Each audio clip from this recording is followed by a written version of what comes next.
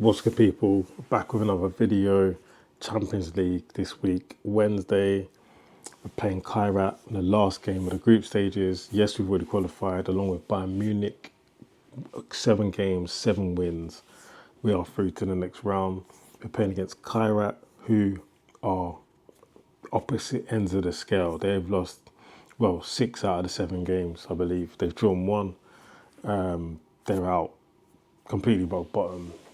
And their last game, they lost 4-1 to Bruges.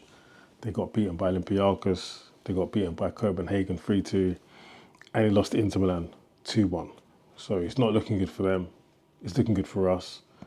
But it is definitely squeaky bum time. If you're an Arsenal fan, this is the time of the season now where things can start to go a little bit downhill. We've seen it before where we've been in the Champions League and the Carabao Cup and the FA Cup, and all of a sudden it spirals, and within 3-4 weeks we're playing for nothing again. And this is what I think a lot of people are on edge about, and starting to worry and starting to throw their toys out the pram. And people say, don't worry, it's only one loss against United, it's fine. Look, my thing is, we can only play what's in front of us, and what's in front of us tomorrow night is Kairat, and that's all we can look at. We can't really keep on pondering about what's happened in the past, the previous games. We've got to keep going forward.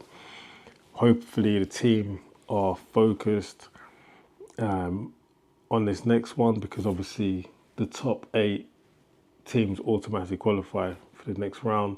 We've already qualified. I think the next, if you finish 9th to 16th, then I don't know if it's a playoff. I can't remember. They've changed the structure of the Champions League. I think it may be a playoff. But what are the advantages of finishing top? I think we get to play our second game at home. I don't think there's any advantage of playing home or away in the Champions League, personally. I think there used to be, when there was the, I don't know if you guys remember the away goal system, where if you scored an away goal, it was kind of worth more if you were drawing. If you scored an away goal, that goal was kind of worth 2 goals if it was to draw. It was very, very technical. Basically, you just had to win your games. If you were drawing, you were stuck, because then you had to score again. Then if they were drawing with you, then they were winning.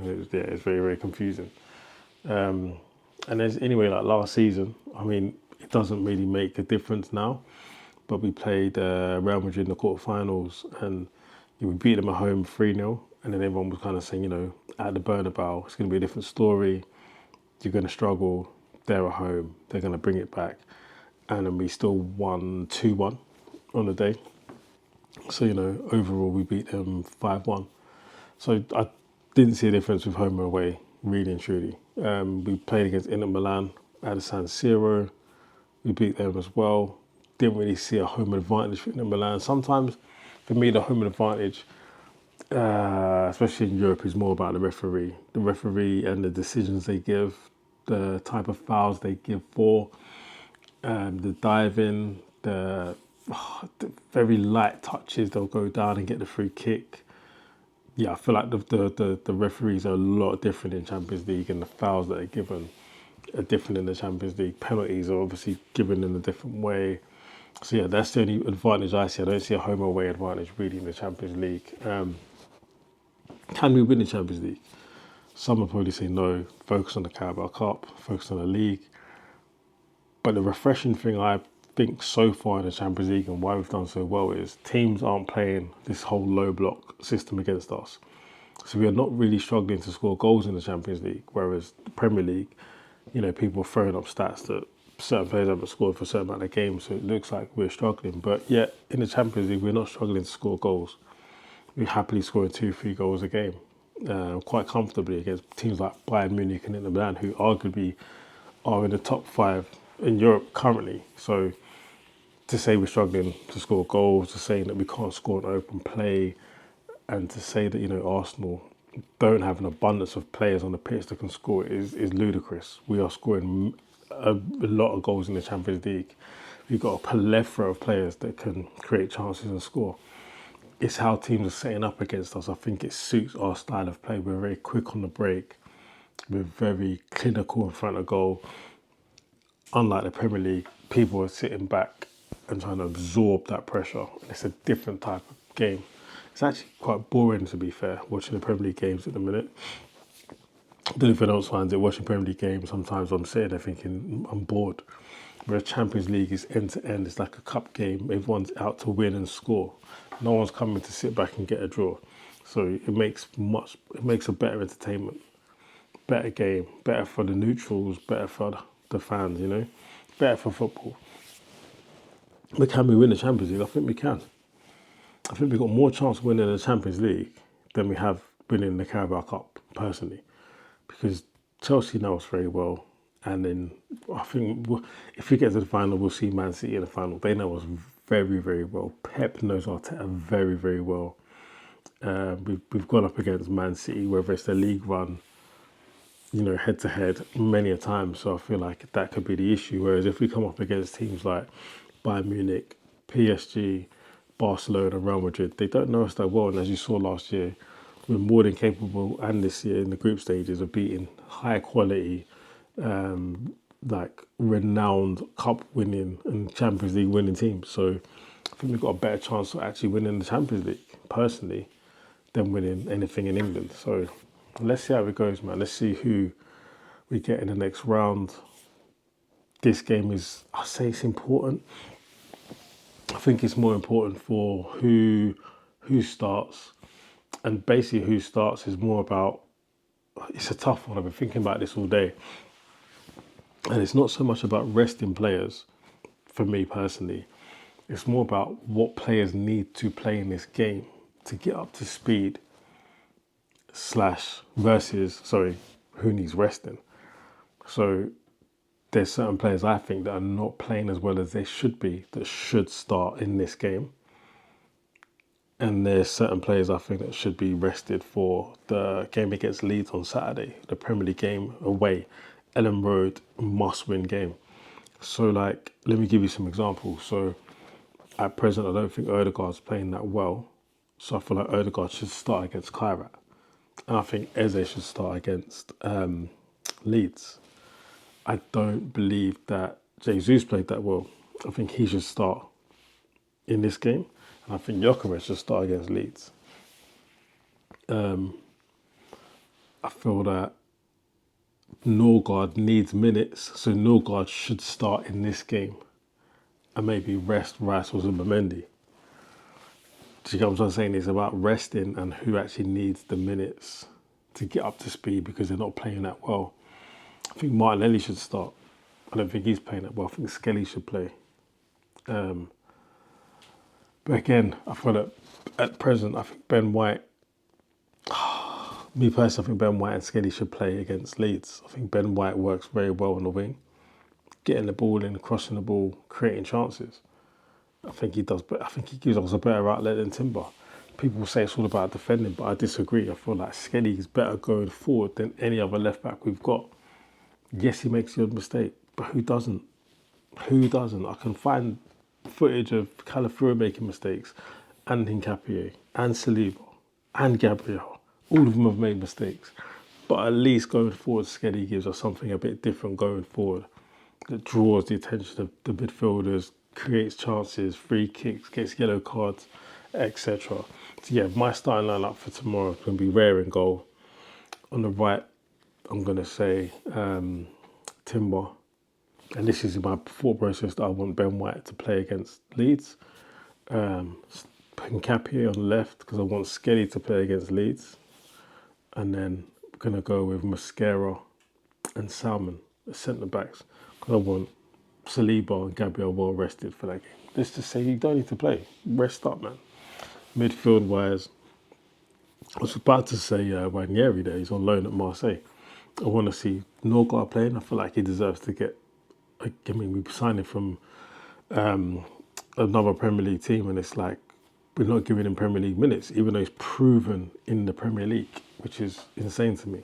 But I'd like to see him start, get some Champions League experience, European football under his belt, and it's not that he's not good enough. So yeah, I'd like to see Norgard start in midfield. I actually want to see Odegaard playing. as well. I want to see him captain our team to a win. I want to see him create some chances.